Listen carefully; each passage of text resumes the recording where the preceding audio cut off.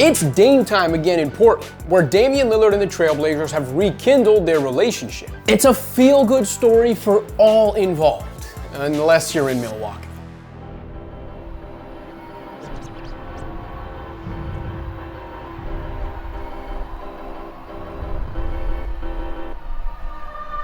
Some might view this as a short-sighted summer in Portland.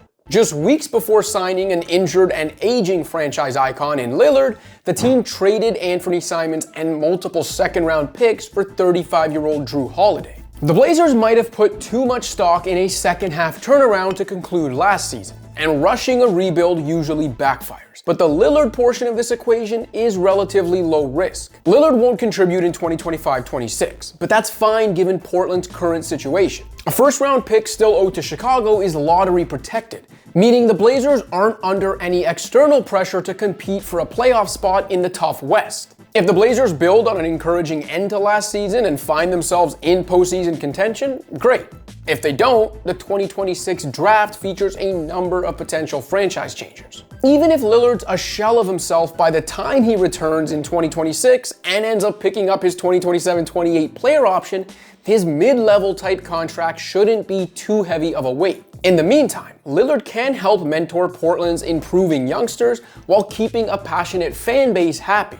Dame himself is the biggest winner here. He'll be making roughly $70 million per year between his new contract and his Milwaukee buyout while being closer to family. He's reunited with the franchise and community he's most at home in. He'll get to rehab his Achilles injury with the training staff he's most familiar with. He has a player option that still gives him flexibility later in his career, and he was able to command a no-trade clause, which few superstars even qualify for. Lillard has seized control of whatever's left of his Hall of Fame career. Whether it's chasing that elusive championship ring or just securing a future where he's most comfortable, very few pro athletes get to write their own closing chapters. Kudos to Lillard for finding a way to do so while sidelined for a year. How the hell did you pull this off? Lillard's former team is the one true loser. Certain factors, like Dame tearing his Achilles in the first round of the playoffs, were out of the Bucks' control.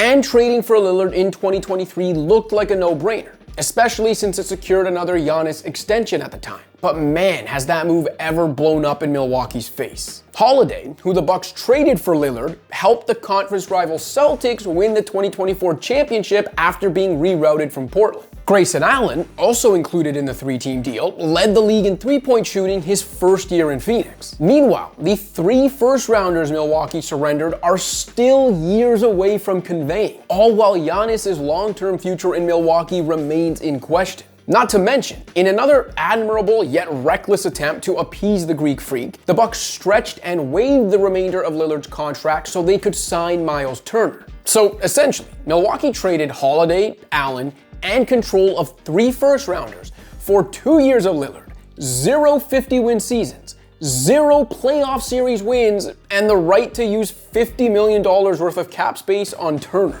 So you're never gonna mention it again? Never again. Look, it's obviously easier to play Monday morning quarterback than it is to run an NBA team while trying to keep an all-time legend happy. But that's an abysmal string of asset mismanagement no matter how you look at it. In a feel-good transaction 2,000 miles away that they weren't even involved in, the Bucks still came out the biggest losers. Hopefully for the Bucks' sake, Giannis is as emotionally tethered to Milwaukee as Dame clearly is to Portland. Thanks for watching.